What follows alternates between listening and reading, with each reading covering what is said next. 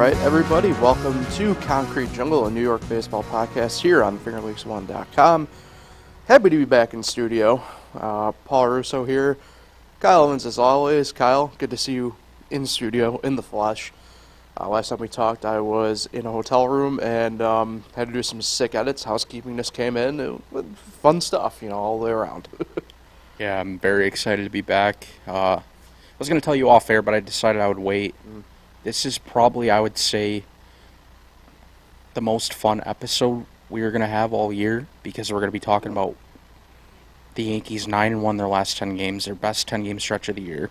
We're watching young prospects get opportunities that we haven't, seen since we were last live in here. And, yeah, I think it's just way more fun to watch. And I look forward now every night that they play, where a month ago I was like, man, I just want this season to be over. Right. So, yeah, I'm excited to talk about everything that's going on with the Yankees. Yeah, and the Mets too, because we finally got Ronnie up. So, the kids are here. Going to be an interesting final, not quite full month, obviously, but final few weeks. See how the young kids kind of do and thrive. We'll obviously talk about all of that. Some injury news and notes to get caught up on.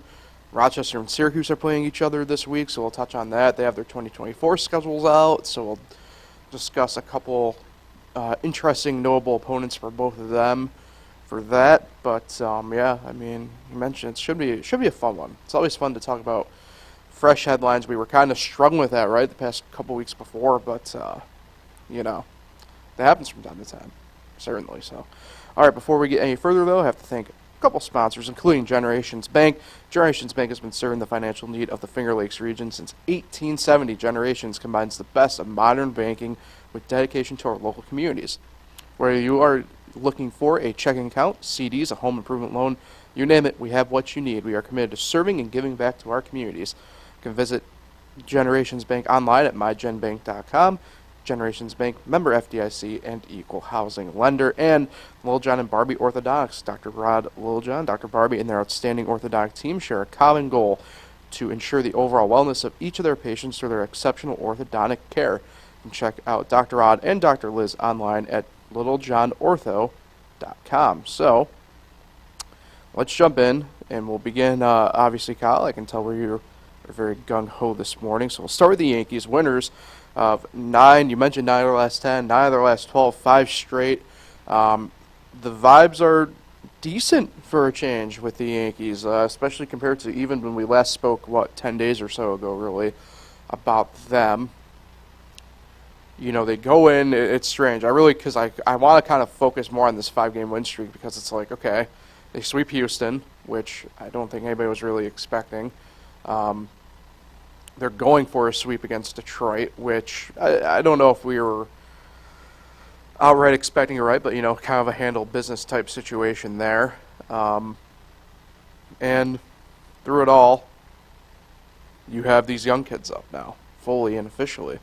So, I guess I'll turn it over to you at this point, Kyle. You're very happy about all this. You're very excited. But you did make a good point off air. Maybe collectively here, we should maybe take a deep breath here on some of the young kids, because really, maybe outside of Dominguez, it isn't exactly, the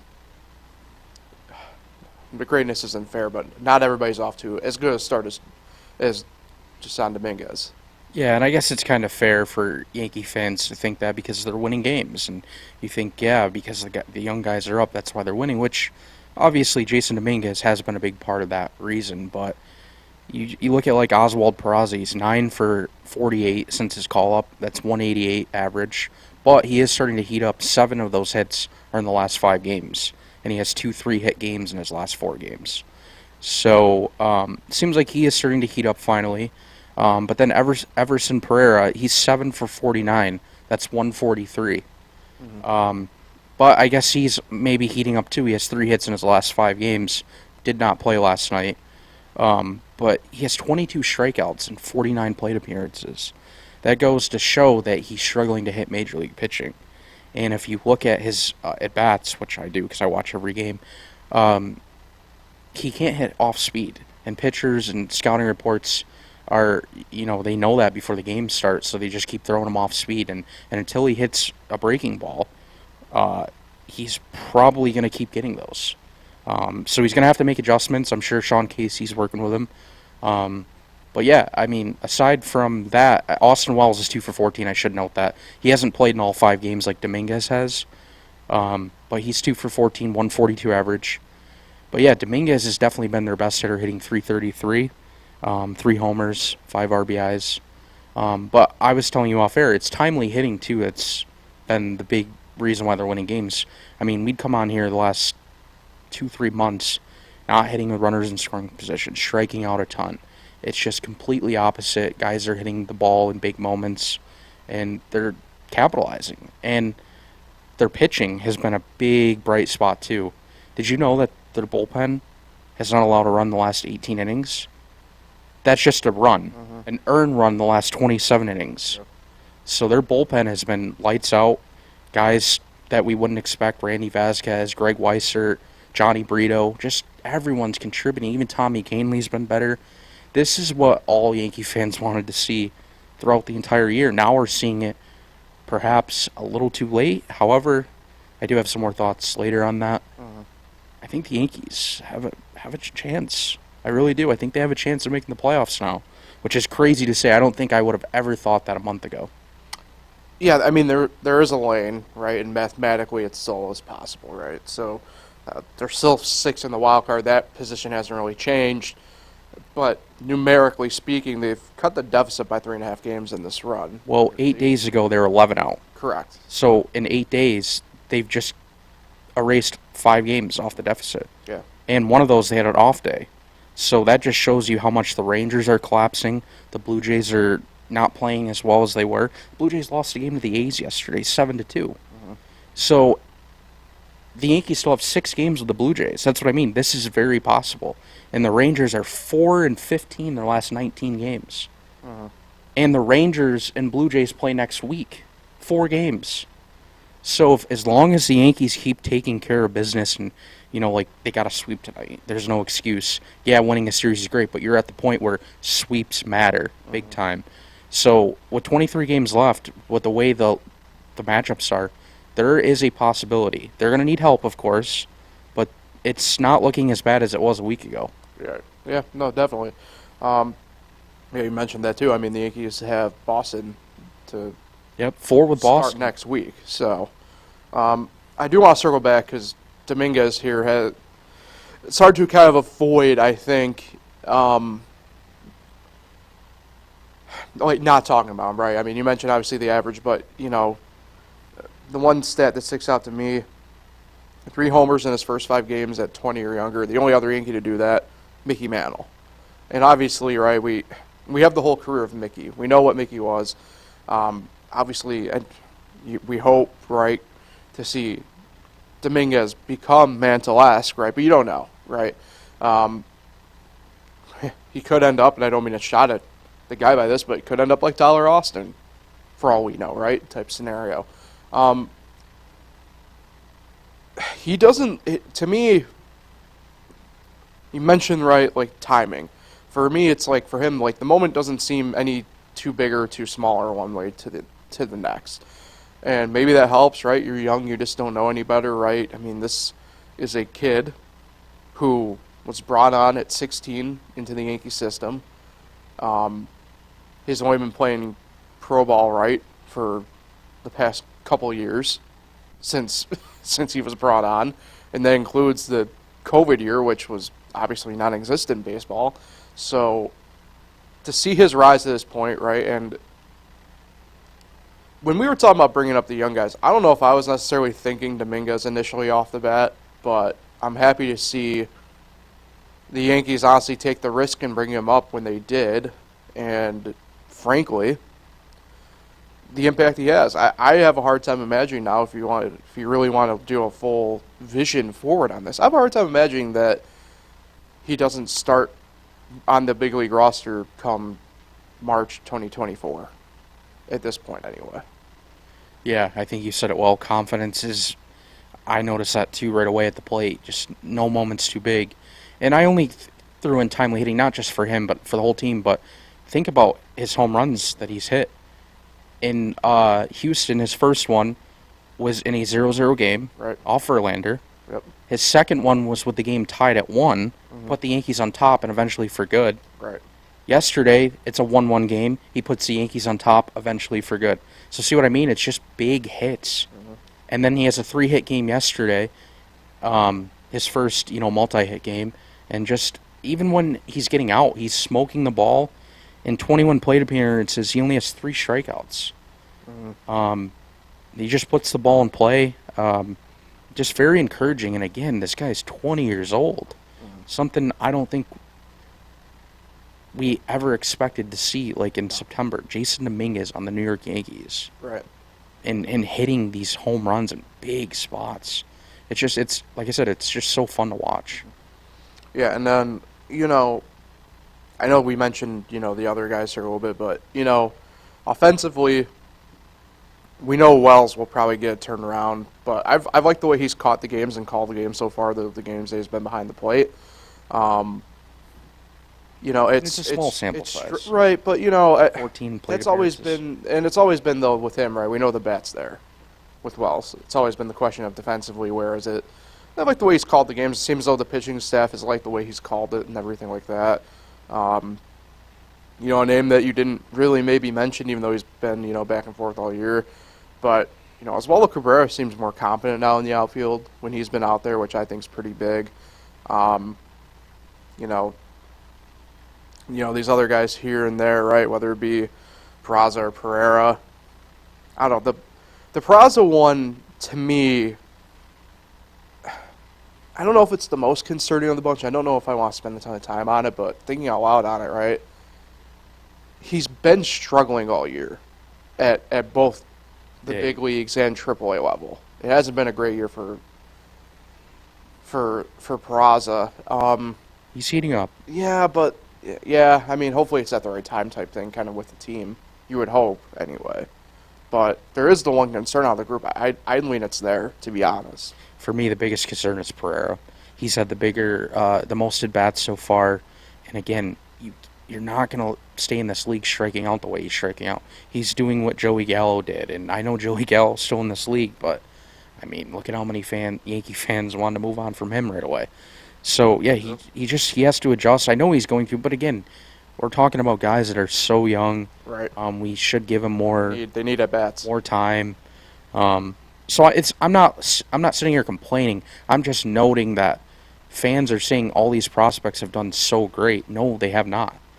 And they do have more to work on. And even Jason Dominguez, he's off to a hell of a start. But he's going to go cold. Every hitter in the league goes cold at some point. Right. So it's just so big right now because, again, they're winning and they're actually making this interesting. Yeah. Which is what we all wanted. Right. All right, let's talk about some news and notes here for the roster for the Yankees.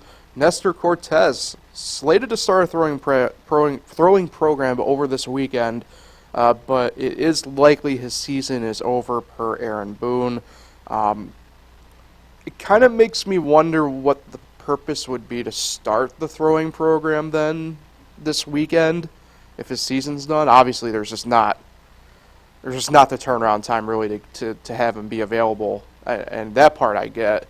It just seems to me if you're gonna start the program, like the door I would imagine has got to be open for him to come back to some degree, right? Like I can't be off base there.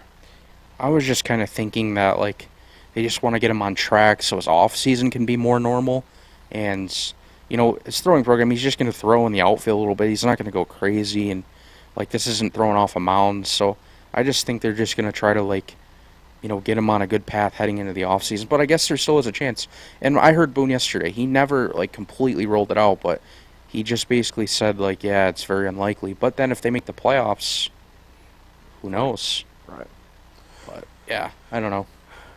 All right, Keenan Middleton, who has been honestly pretty lights out since he's come over to the Yankees, placed on the 15-day injured list, retroactive this past Sunday, with right shoulder inflammation. Plan is for him to be back as soon as the stint expires, so we more or less are looking at a week from this upcoming Monday, which would be when that is. kind of sucks, Kyle. I mean, like I said, he's been one of the more consistent guys since coming over at the trade deadline for the Yankees. Yeah, I saw a lot of people hating on him yesterday in the comments, so I tweeted out like his numbers this year. 13 innings pitched, he's given up 1 earned run. And he's been used in high leverage situations. He's been basically used in all different situations. He's even gone multiple innings. I think it wasn't the best trade line addition you could have, but the guy's done his job thus far. And I liked what I've seen. Mm-hmm. Yeah, I mean, it's not his fault that he was the only move Cashman made, right? Yeah. You know. A bit of news from probably really technically a few days ago, but I threw it in here. Anthony Rizzo will miss the remainder of the season, despite some cognitive improvements, just not at the point that they can really ramp up to the next level yet or anything like that. So, sucks. It's more or less literally a lost season for Rizzo, quite literally, right? I mean, this thing dates back to May, the end of May, right, when he had the collision with Tatis. So, I mean, we're talking 1, 2, 3, 4, about 4+ months of time gone. It's honestly crazy. But yeah, frustrating year. You expect a guy like Rizzo, who's pretty much been healthy for most of his career, to be in there every day, and losing that bat it's not great. But then you look at DJ LeMay, who now plays first almost every day now. He's been playing so well. So yeah, you do miss Rizzo, but at least they got a first baseman that's kind of covering what he would give production-wise. Yep. Ian Hamilton, another arm in the Yankee bullpen that's been pretty good all year, placed on the 15-day injured list with a right groin strain. This is the same injury that made him miss about, 6 weeks, right? 6-7 weeks worth of time earlier this year. Yeah, I would say he's done for the year. They said they're still hoping he can make a late return. But yeah, I expect him to be done for the year. Yeah. And we have some Luis Hill news. He's beginning a rehab assignment. Really, it dates back to this past weekend with Single A Tampa, so he'll be with them. Actually, their season for Single A wraps up technically this Sunday, so probably has one more appearance, I'm guessing, slated somewhere in there. And who knows at that point? I know Double A goes for another week and Triple A goes through the end of the month, so I would imagine he might be throwing a little bit more the rest of the year as he comes back from Tommy John surgery. Yeah, and Boone pretty much has already said, like, he's going to be in these rehab games, but he doesn't expect him to be added to the active roster. So I guess he's just going to rehab, and that's it. But he does have a window. When would that rehab window be up? So he's been there, what? He's been rehabbing a week now already? Yes. So isn't it a 21-day window, I believe, still? Something like that? Yeah, so, yeah, by the time the minor league season ends, I guess that's when his season's going to end. Because I'm shocked that Boone, like, kind of ruled it out. Like, there's not any chance he could be added to the roster? Well, I mean, the key part is, right, because he's technically on that 60-day injured list, he's technically not on the 40-man. Well, he is, but he's not slated towards it. Yeah. So, I mean, they could just, in theory, I think he still has a couple options, right? I mean, in theory, they Troubles. get our proper titles up even right now. So, we'll just keep going here audio-wise, recording here, and keep on going away with that. So, for the Yankees, wrap up with the Tigers tonight. 7:05 first pitch on Eduardo Rodriguez against Carlos Rodon. I would hope, right, that the Yankees go and get the sweep here. They would make it 6 straight, back-to-back sweeps. 3 straight series wins. This is all statements I haven't been saying a ton all year. I guess I got to roll with the Yankees here, I think, with the sweep. I really do. It looks like we're back online. All right. So and now we are back offline again, technically, for my remote. So now the Yankees, they welcome the Brewers in this weekend. Brewers also still technically fighting for a spot here in the NL playoff picture. They are 1 game, I believe, up on the Reds in the Central, I think. So got that going on. Seems like they've been super inconsistent this year. Yeah. One of those things where it's like, okay, they're doing them. There we go. Okay, we're good. All right, so for the Brewers, now the Yankees rotation's all TBD at the moment, although We know that Clark Schmidt threw obviously Wednesday, yesterday. We know that Rodon's going today. That means we should be seeing a combination of Severino, Cole, and then the bullpen slash not quite bullpen game of like Michael King and Johnny Brito. Like they've kind of weirdly turned into a nice little tandem actually here the past couple goes of things. So remains to be seen where that kind of fits in. Friday, 7:05 first pitch on Yes or MLB Network, depending upon your market. Colin Rea goes for the Brewers on Saturday rather, 2:05 first pitch on Yes. Wade Miley goes for the Brewers, and then Sunday, 1:35 on Yes. Corbin Burns goes for the Brewers, and also Saturday, Old Timers Day at the stadium. Even though it's not quite the same anymore, they're doing some sort of round table thing. Introduce everybody and then sit there and talk. It's lame, but it'll be Michael King for one of those games, by the way. Yeah, I mean, I want the Yankees vibes to keep going here. They catch really the good part of the Brewers rotation this year in this cycle. That being said, I guess I'll buy the hype, and I'll say the Yankees get 2 or 3 from the Brewers. I really do.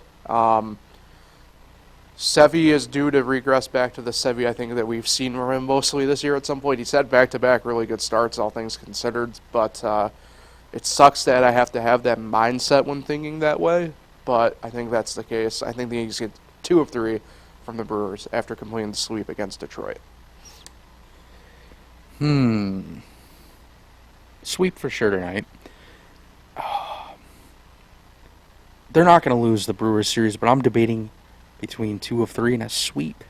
You know what? A sweep. Yankees sweep the Brewers. Really? Attaboy. It's just going to be like, I'm feeling it. There's just so much momentum right now, and you're at home at Yankee Stadium where they have a winning record. They have a losing record on the road. Their best record's at home. It's like Old Timers Day Saturday. They're probably going to get extra motivation, extra energy for that one. Yeah, I'm just feeling a nice sweep. Garrett Cole going, Michael King, who just threw well against the Astros, Severino, who wasn't too bad in his last outing. Yeah, I like a sweep here. All right. I know it's going to sound biased and crazy because I like the Yankees or whatever, but I'm just feeling it. Yep. Hey, nothing but respect for that pick. So, the Mets, meanwhile, they played just below 500 ball. They're 5-6 in their last 11, but they too have finally pretty much have called up all the young guns. Right, Vientos back and healthy. Beatty gets recalled from Syracuse. He was raking down there. Obviously, Alvarez has been up since late May, early June at this point. But the big one in my mind, Jose Budo up as well. But we'll talk about him in a sec. But Ronnie Mauricio officially gets the call, and we have been clamoring for this, especially me all year, more or less at this point. And I think because Dominguez has had a lot of attention, I think people haven't really seen what Ronnie can do, and maybe the numbers aren't quite there to back it up. But I'm happy to see that at the big league level, people are seeing what frankly we've seen with him at Syracuse, where, as I call it, he's not leaving many balls lied to. Right? I mean, he hits the ball, he hits it hard, he squares it up. Even if it's a ground out, I mean, he squares it up pretty good. So I'm happy to see the Mets do what we've been clamoring for them to do for a while and calling more or less every one of the kids up at this point. Yeah, how about last Friday when he hit the hardest ball from a Mets hitter this year, 119.3. Yep. In his first plate appearance, rocket double to right field, has a 5-game hitting streak, only one of 5 Mets to start his big league career with 5 hits. Or a 5-game hitting streak, I should say. And the record's held by Daniel Murphy and Keith Miller, who have 7. So, yes, Daniel Murphy.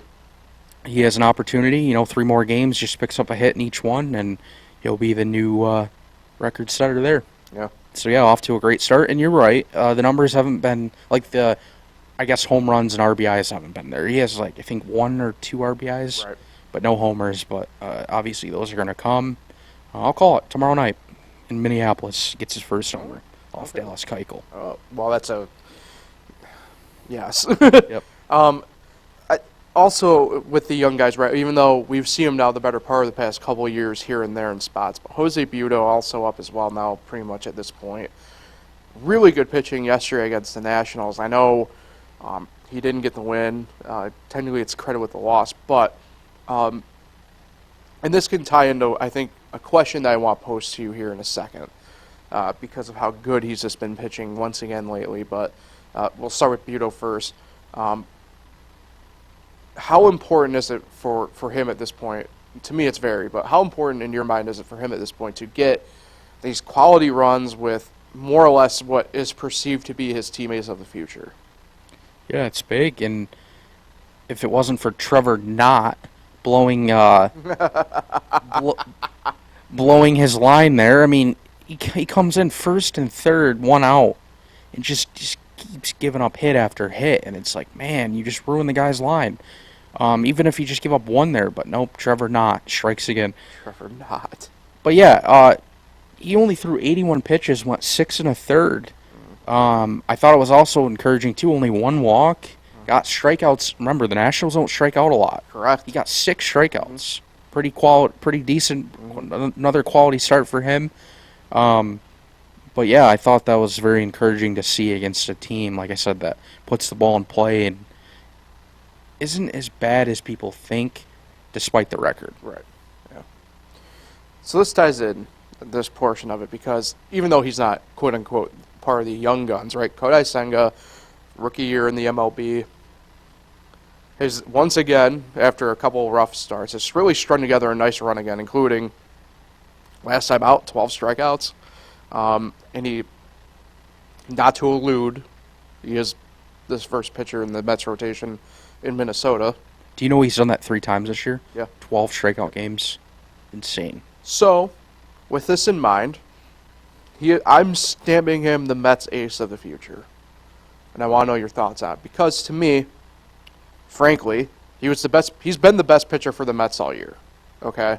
Better than Scherzer and Verlander when they were there. He's been consistently just good all year. He's been the guy that the Mets have been able to rely on. And to me, and perhaps more importantly, and I know there's fractions of the fan base who probably aren't as high on him, and I don't get it, but I understand it, I guess, right? But the fans like him. He's getting along pretty good within the New York media landscape. I don't know what more you can ask for out of a guy to be your ace at that point, right? I mean, look at Garrett Cole at the Yankees has really gone on well there, and people were kind of wondering how well he maybe would do, right? And he's done well. And for me, Kodai Senga checks all the same checks marks at this point as Garrett Cole does.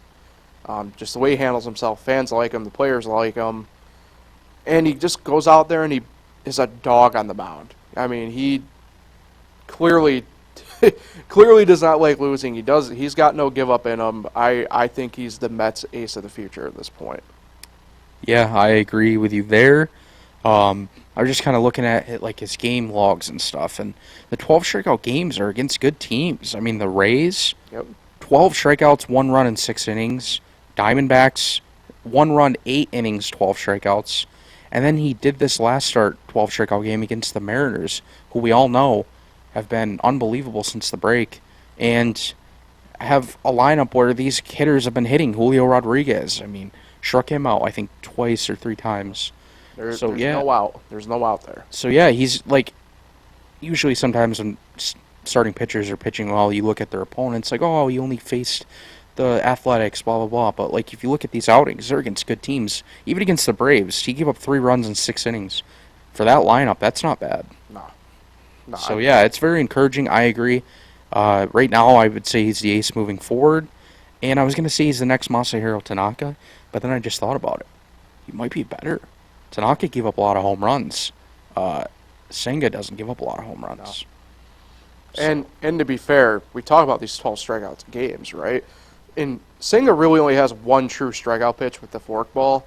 He doesn't necessarily pitch to strike out. And that's the wild part about it, is if these players just can't hit him, I mean, that makes for an interesting every 5th day for a team, I can tell you that much, you know? So, all right, let's talk about some news and notes here a little bit for the Mets. Outfielder DJ Stewart dealing with some back tightness. He missed both games against the Nationals, but should be good to go over the weekend. And obviously, this is a guy who we've talked about, a little bit on here over the course of the past month, right?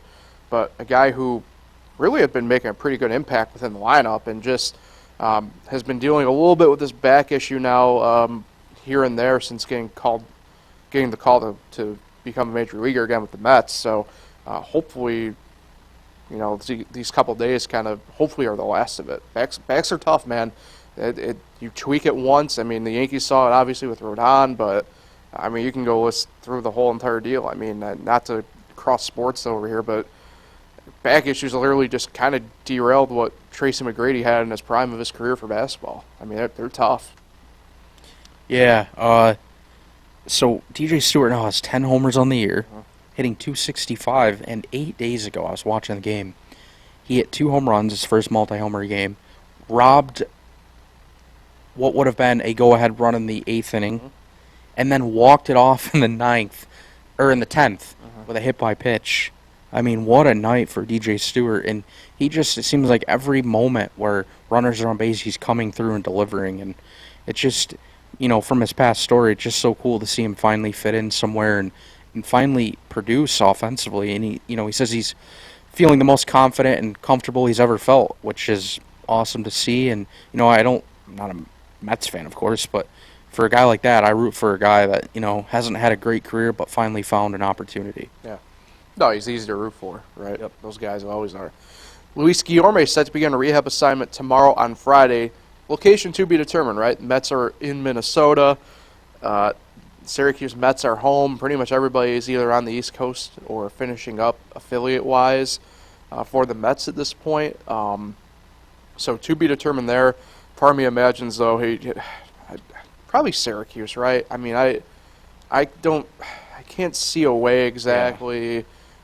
I mean, maybe Binghamton, but I can't see any lower than AA.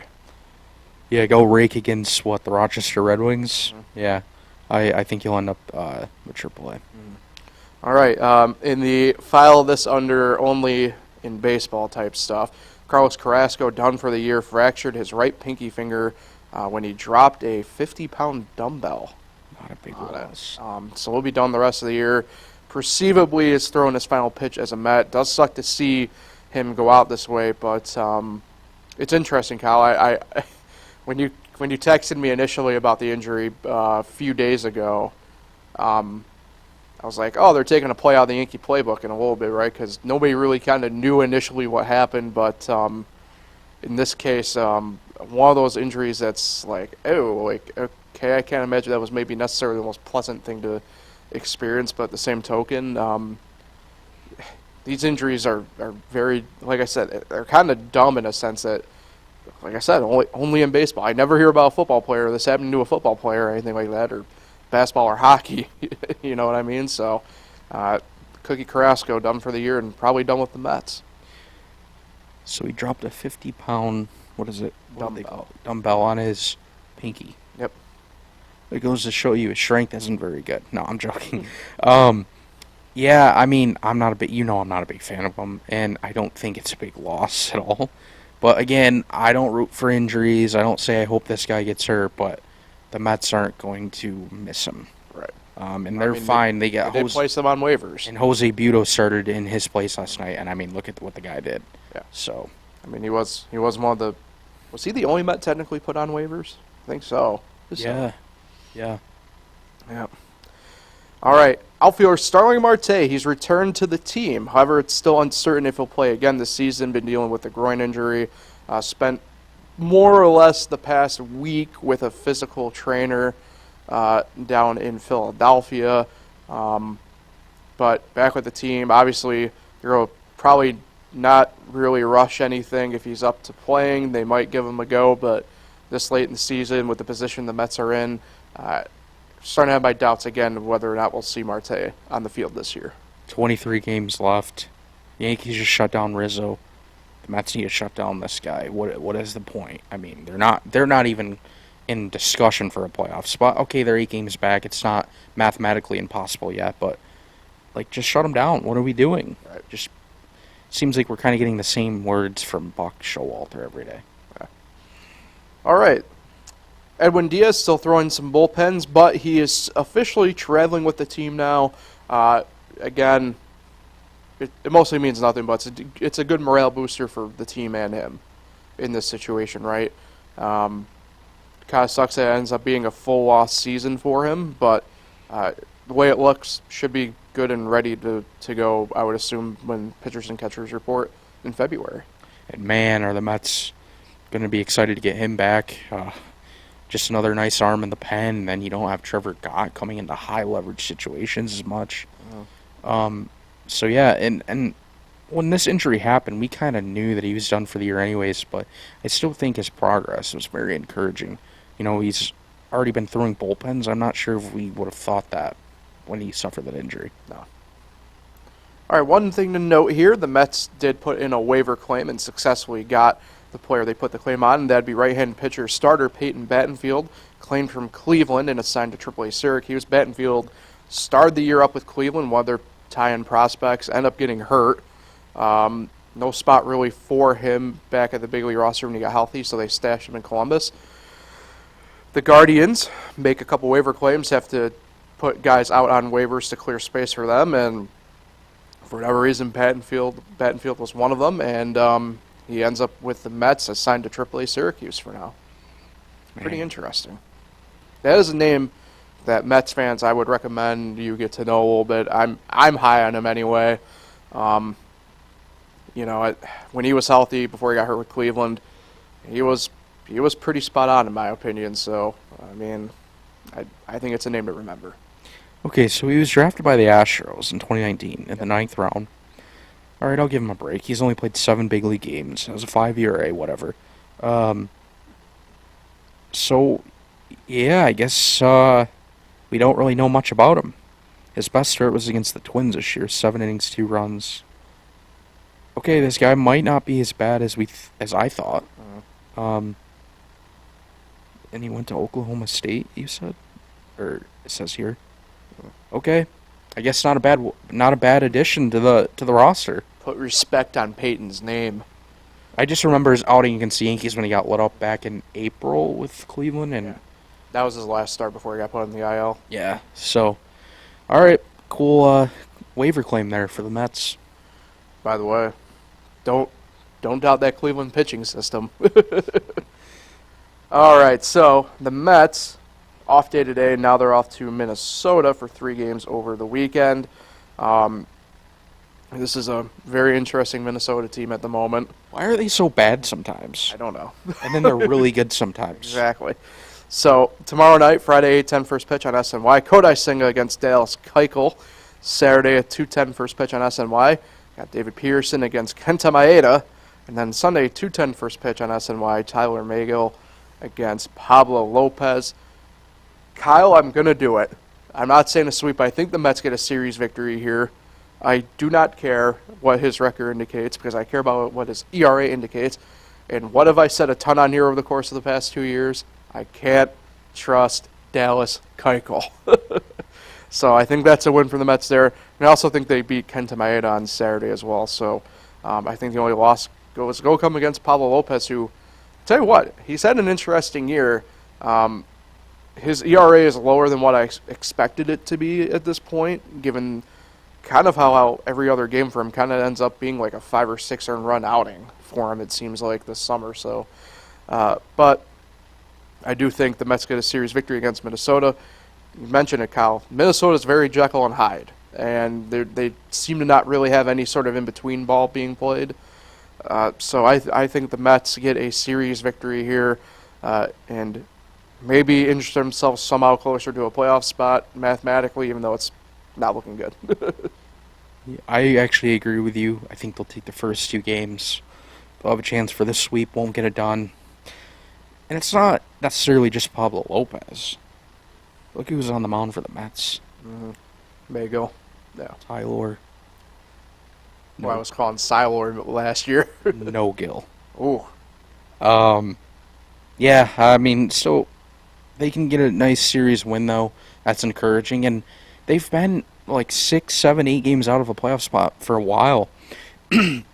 Sorry. And they just can't seem to, like, they go on these little win streaks, but then the teams that are ahead of them don't lose. Right. And then when they finally start losing games, the teams ahead of them win. So they're never gaining enough, like how the Yankees have in the last week, where the Rangers are just on an epic collapse. Mm-hmm. And I don't know. I guess it's still not as bad considering how many pieces they've sold off, all the rookies in their lineup. I mean, DJ Stewart, we never thought he'd hit as well as he's hit. Right. So I guess it's not a terrible spot. But yeah, I'll say it's a good weekend in Minneapolis. Yeah.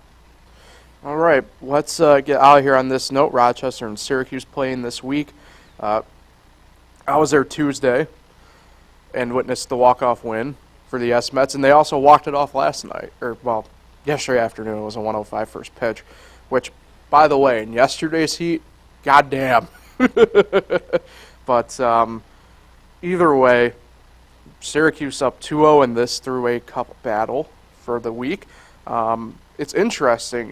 They showed the Thruway Cup standings prior to Game 1 on the scoreboard, and at least against the games against each other, Syracuse is second, Buffalo first, and Rochester's third, which I wouldn't have guessed, but apparently Syracuse, at least against these Thruway Cup teams, is hanging tough. So, the Syracuse team, it's interesting that obviously they've been dealing with a little bit more than I'd say Rochester roster continuity-wise, only because we know about the pitching and what the Mets have been doing. But also at this point, you have some guys who started the year at Binghamton, now up at Syracuse, who have had some enough at bats to get used to AAA pitching, and they're starting to come around really well. And it's kind of back on full display. I know Daniel Palka had a Palk bomb, as they call it, yesterday as well.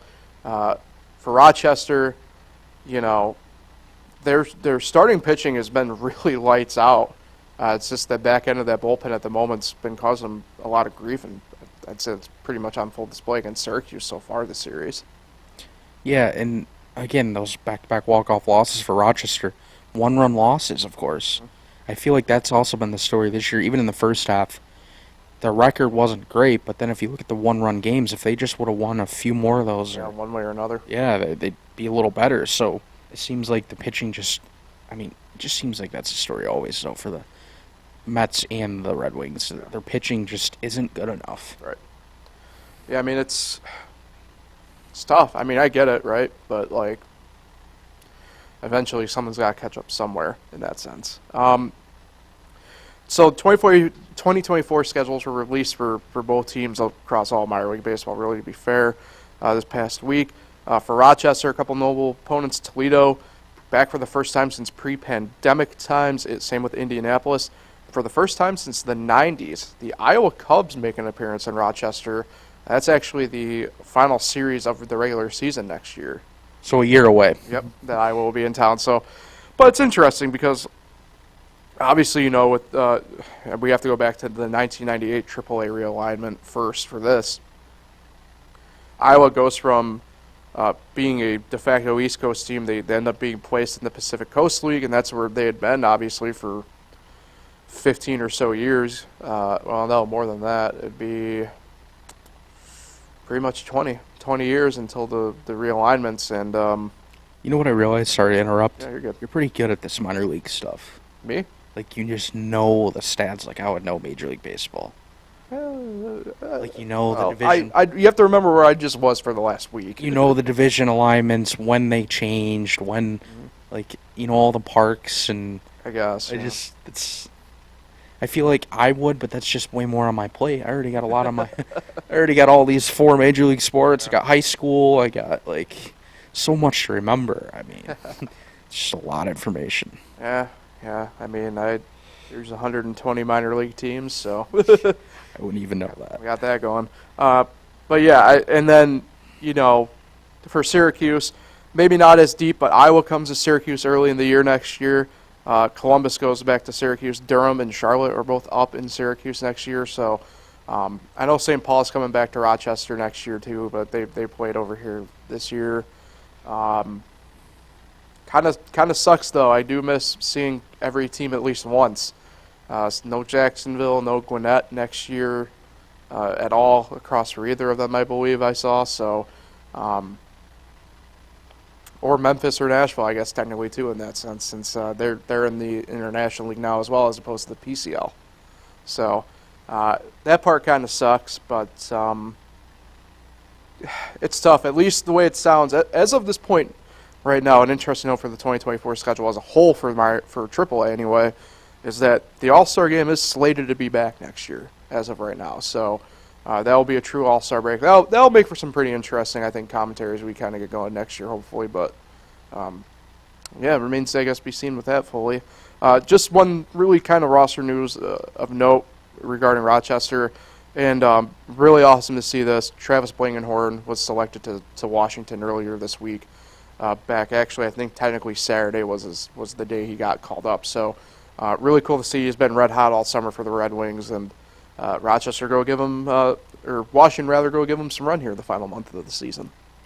Yeah, that was cool to see. And before we headed out, I just wanted to add this too.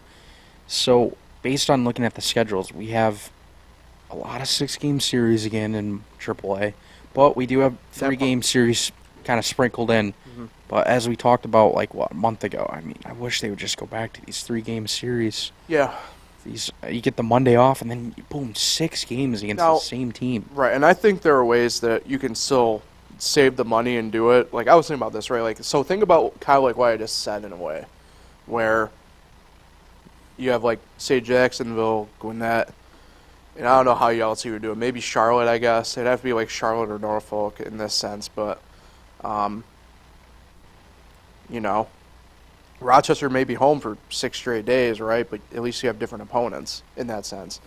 I think there's a way you could probably pocket and do it, but yeah, I mean, I go back to it. It's funny because I was talking with a couple guys down in Durham when I was in Durham at that game about it, and the general consensus is, at least from the fan side of things, and I know there's some players that even have griped about it, right? Is we get it in principle, but it still would be cool to maybe have a different opponent come in for one half of the week type thing, where you just aren't seeing the same team for 6 straight days. I think, we don't normally see a lot of brawls or anything like that in minor league baseball, right? But since they've gone to this, there's been, I wouldn't say an uptick in it, but they've become more noticeable, I'd say, right? And I'm not condoning or bashing one way or another, right?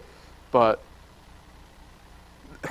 seeing the same thing 6 days in a row can sometimes be a bit tiring on the mental side of it. Yeah, unless a team comes into town, I guess the Scranton Yankees when, Oswald was there and all the other prospects, Jason Dominguez, I guess that's cool for 6 days if you're into that. But, other than that, if a team comes in and there's not a ton of prospects on the team, who wants to just keep watching the same team or, right. Situations like that. And, the Red Wings and Mets shouldn't play 6 games in a row. Spread them out more. Right. So, yeah, I mean, it's kind of sucked to see that they're kind of sticking with the same format. And probably that's just how it's going to be, and we're just going to have to... Well, and the other main thing, I guess we'll maybe end the conversation on this note, is, for example, the main purpose of this, right, is to drive down costs and everything, right? Scranton Wilkes-Barre only comes to Rochester once next year, and Rochester goes there, I think it's 4 times? Wow. That doesn't make any sense to me. Oh. You know what I mean? I don't know. And, or it might be 3, not 4, but the point still stands at that point, right? What's the point of that if, that's the way you're going to be doing the structure of the schedule? Makes no sense to me. All right, so that will take care of Concrete Jungle then for today. Appreciate everybody for tuning in. We'll be back on Monday, presumably at 11 a.m. again, as we work. Oh, no, Monday we should be able to actually do after. I completely forgot. Following week, mind fart there as we have football content rolling here at Finger Lakes 1 and everything like that.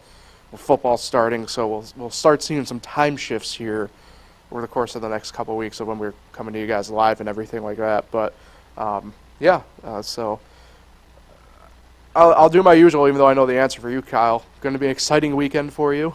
Big plans.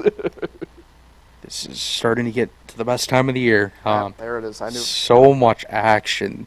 Just missing hockey, but that'll be coming 35 days from tonight. opening night. Preseason-wise, yeah. Opening night for the Sabres, 35 days away. Preseason starts in 14. Training camp, yeah. Apologies to the great people. So yeah, a lot of stuff's on. I feel like I'm way more busy. My days fly by. Excited for tonight's Chiefs-Lions game. I do think it's going to be a good game. I don't want to say what I said off air because I don't want to be. I haven't placed a bet for that. Right. But I would love to see it. You can save that take for later on. Yeah. But yeah, Yankee baseball going for a sweep tonight. Opening night of football. Yep. Other division races going on in the league. So yeah, I'm just loving life right now. There you go. Yeah, I mean it's football. I'll be back at the Dome for the first time on Saturday. Is it really going to be another blowout, like as bad as it was? I don't know about as bad as it was, but Western Michigan's not slated to be high in the MAC this year, so Man. you never know. I mean, it's a step up from Colgate for Syracuse, right? But who knows? So on that note, for Kyle, salute to you. We'll be back here on Monday. We'll recap the weekend and every other major headline. So until then, enjoy the weekend, everybody.